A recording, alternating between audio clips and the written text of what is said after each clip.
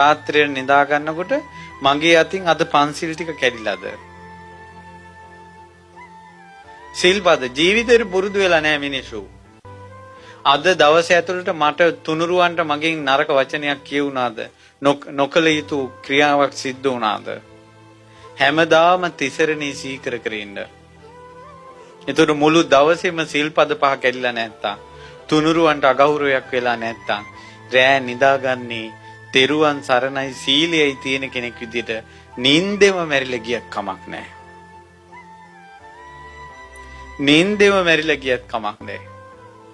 උදේට නැගිටලා සිහි කරනවා මං අද දවසේ තුනුරුවන් සරණට හානියක් කරගන්නේ සිල්පද පහට හානියක් කරගන්නේ කියලා. අදිෂ්ඨාන කරගන්නවා. ඒක තමයි සමාදානය. එතකොට මේ දවසේ ගත කරනවා. දවසේ එදා මැරුණත් උදේ නැගිටලා තියෙන සිල් රකින්න. ඒ වාගේ අයට සුගතිය අහිමි වෙන්නේ නැහැ. ඒ නිසා මතක තියාගන්න මේ ගොඩාක් පවුල් වල මැරිලා නරක ලෝකවල ඉපදෙලා තියෙන්නේ තිසරණයයි සීලයයි නැති නිසා. තිසරණයයි සීලයයි තමයි සෝතාපට්ටි අංග. සෝවාන් වුණ කෙනෙක් කොහොමද දැනගන්නේ?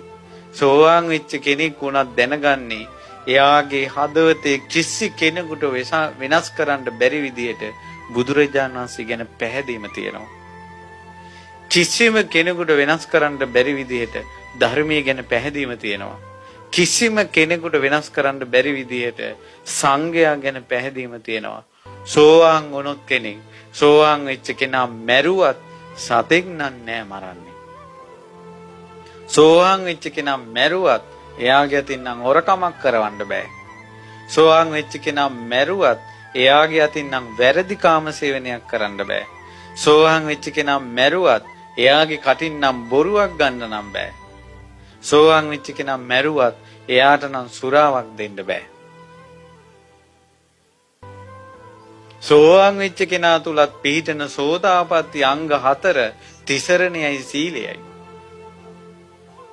ඒ නිසා තිසරණයයි සීලයයි බලවත් කරගන්නවා කියන්නේ සෝතාපන්න වීම පිණිස සම්පූර්ණ පසුබිම හදා ගන්නවා.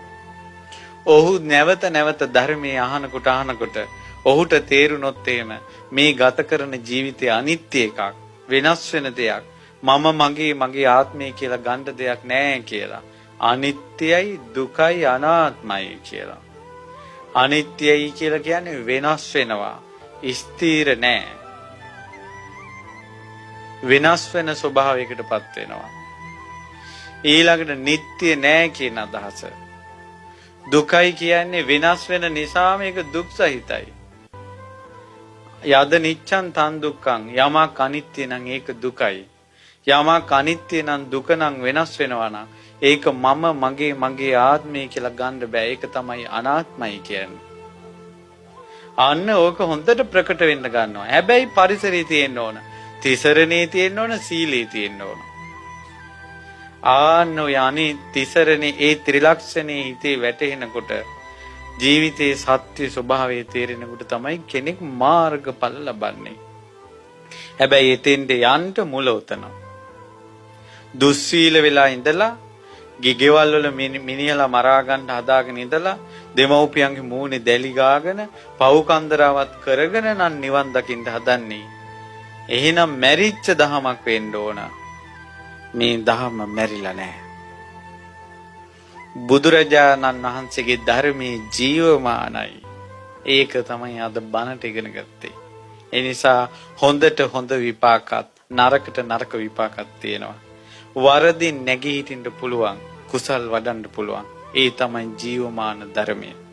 ඒ නිසා ඔබ සියලු දෙනාට ජීවමාන ධර්මයේ පිහිට සැලසේවා කියලා සිතපතනවා.